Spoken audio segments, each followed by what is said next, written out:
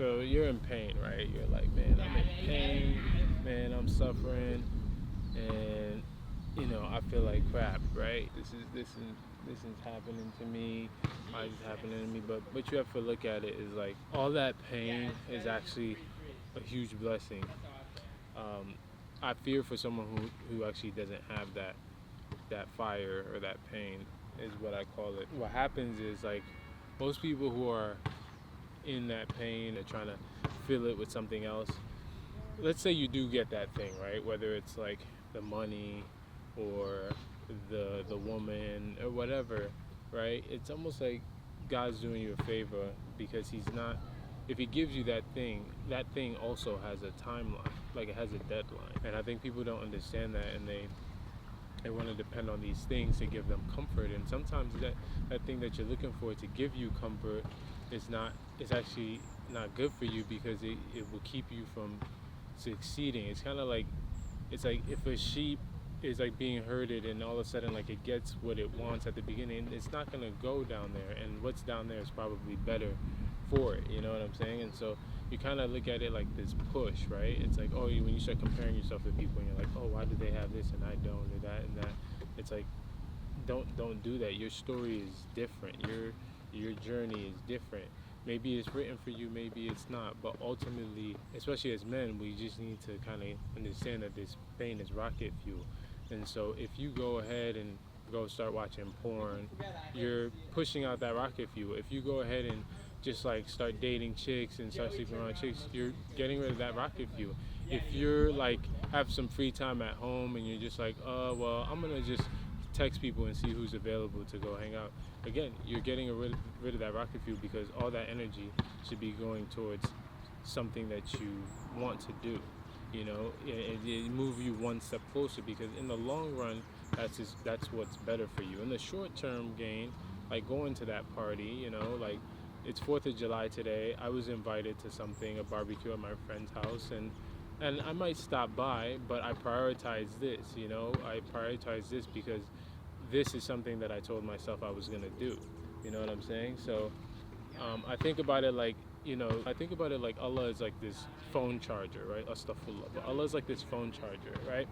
And you're a phone and you want charge, obviously so you can stay working. And let's say you meet another phone and you're like, okay, like I'm gonna get charged from this phone, and that phone starts giving you charge and you guys are like exchanging charge. Eventually you're gonna run out of charge and the phone's gonna die. So when the phone dies and you're watching that other phone die now and you're like, oh my god, like my charge is low, it's like, who do you have to go back to? You have to go back to Allah to charge. He's the ultimate charge. He's the endless charge, right? And so I think a lot of us, including myself, I used to sit there and get scared of pain, or like, in my younger days, or get scared of like, oh my god, I'm gonna be alone. Am I gonna be alone? Like my family's not here, blah blah blah, this and that. But you also that pain is good. Like if you can deal with that and channel that into like becoming better and getting used to being uncomfortable, like that is actually what you want. Eventually, like when you start dealing with it, it'll burn, but eventually like it'll be a good type of burn, and you'll actually kind of like that type of burn because it's like it's what keeps you going in a way. With that being said, it's like you shouldn't desire the world, and if you desire the world, you should understand that the world is fleeting. So like you should be conscious of that, but you shouldn't get lost in the fact that like, because think about it, if like you have everything you want and then all of a sudden like the person dies or something hardship strikes, it's like you're going to lose your mind because you're not going to be spiritually ready for all these things, and that's when people go into deep depression. But if you're spiritually prepared and you kind of like know, like Allah's like, yo, you're gonna die, everybody that one day is not gonna be here, like there's judgment day, there's this and that, you start facing that reality, like if you start preparing yourself for it, you're gonna be ready. And I truly tell people like, it's not that things get more comfortable and that you get more financially secure, or you get the things that you want. You actually just get stronger, and through getting stronger you stop like trying and you start attracting these things, because you stop caring what people think. You stop like You know, back in the day, I'd be like, oh, I don't want to go to this park in the middle of Brentwood to record this video while people are like playing with their kids and shooting hoops. But I don't care. Like, it has nothing to do with me. Like, they are doing their thing. I'm doing my thing. And this takes time to build. And when you look at like a lot of sacred texts like the Quran or the Surah or Bible and stuff like that, but all these prophets, like when you look at them, they don't really fully develop until like their 40s. I'm not saying that some people like can't make it early, right? But it's often like if you make it too early, sometimes you can end up screwing it up because there's certain things you need to go through. Like a lot of prophets are normal until they hit like a certain age, and then they get all of the things that they're supposed to get to now be able to. So there's no rush. Like some people get it later, some people get it earlier. You just need to go at your own pace. Something that I also think of all the time, because I'm a movie guy, is Terminator, right? And the Terminators, when you watch the Terminator, John Connor is supposed to be this guy who like comes in and helps the world and change the world, right? And it's short. I think John Connor actually stands for Jesus Christ, like JC. But James Cameron wanted to write it in a way where you know, his name's John Connor. James Cameron's actually JC too, which is, I'm just realizing now, actually, that's kind of funny. So the story is about, you know, this machine that wants to come back from the future to kill John Connor because he's come back from the future because he's the guy that's going to kill all the machines in the future. And when you actually look at John Connor's story, like he's told from a young age that he's supposed to be like this legend, but like it doesn't really make sense because he's like, how am I supposed to be a legend? Like legends are born from families that like have everything together. They don't come from like nothing.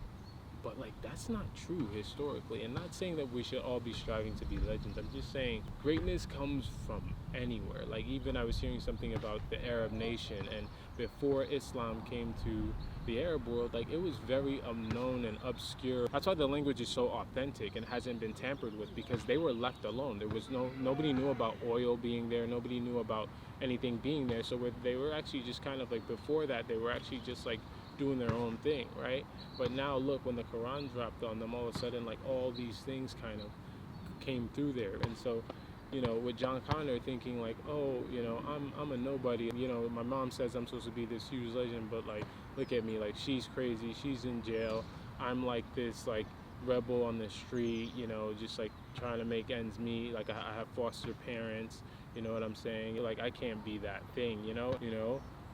When he gets to be a little bit older, like in his 30s or something like that, he's a bum. He's like sleeping on the street, and he's numbing the pain of like what he was told was coming, which was like this apocalyptic judgment day where he's going to be this leader, and the burden of that is too much for him to handle.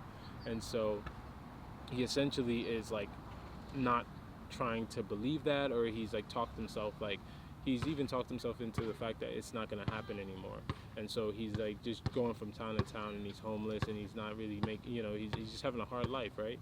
And all of a sudden, like in the middle of that, like everything changes, and at the end of the movie, like he kind of accepts that he is. The entire series of the Terminator is John Connor trying to deny that he's the coming of the, you know, what it's supposed to be, right? Just like Sayyidina Muhammad Sallallahu Alaihi Wasallam was denying it, and Gabriel had to tell him like, Iqra, like read, right? It's like John Connor was denying it, and it's the same thing with our pains. It's like we don't want to go through that stuff, so we go out and we go party and we go do these things, and then we wake up the next day, especially on Sundays, and we have the Sundays blues, and because we realize we didn't do what we set out to do. We didn't do what we know that our fitra, we didn't do what we knew that you got to set out to do, the things that you said you were going to do, because ultimately if you don't do them, you're just going to go out, you're going to party, you're going to procrastinate, you're going to do all these things. And to be honest, to get anywhere in this world, it takes solitude. It takes you sitting down, you know, not caring what people think. I know some of you, you know, and this used to bother me for a long time. Like, I'd go, you know, I'm like on my way to a coffee shop, and then I'd see like a group of friends walking. I'm like, damn, man, I should hit up my friends, or like, you know, who would want to hang out right now, or like this and this and that, or like, you're just procrastinating because you're gonna wake up in like 10 years and you're not gonna have achieved the thing that you wanted to, and you're still gonna see people walk in with their friends. So it's like, as long, you know, it's like just keep your head down and keep focused on the task at hand. And like I said, like today I woke up and I had my plans, and my friend hit me up to go to his house, and I might stop by, right? But I'm not out here chasing like chasing things or chasing opportunity. Like, yo, let's hang out, let's hang out. It's good to check up on your brothers. It's good to check up on your sister. Good to check up on your family. Good to spend time with your family. But know the difference between trying to fill a gap and actually genuinely checking up on your family, right? If it's this feeling of like, oh, I don't like to be alone, then there's something to be learned there, because if you don't learn to be alone, people around you eventually will use that against you, and because you will care more, right? And if you care more, people can take advantage of that. If you don't care more and you're content with yourself and your connection between you and Allah subhanahu wa ta'ala, then you're good. Like, if you're content with your connection with Allah, then you're good. Nothing else can come in your way. So ultimately, I came to this bench today, and it says, it's funny because I didn't even know this was here. It says right here, life is what you make it. Let me see if I can actually show you on the phone here. I don't know if you can see that. It's like, I didn't even put that there. It just says that. So I might just call that the video today. Like, I might just make that the title of the video. It's just like, life is what you make it, right? And Allah says, like, I am as you think. I am as you think I am.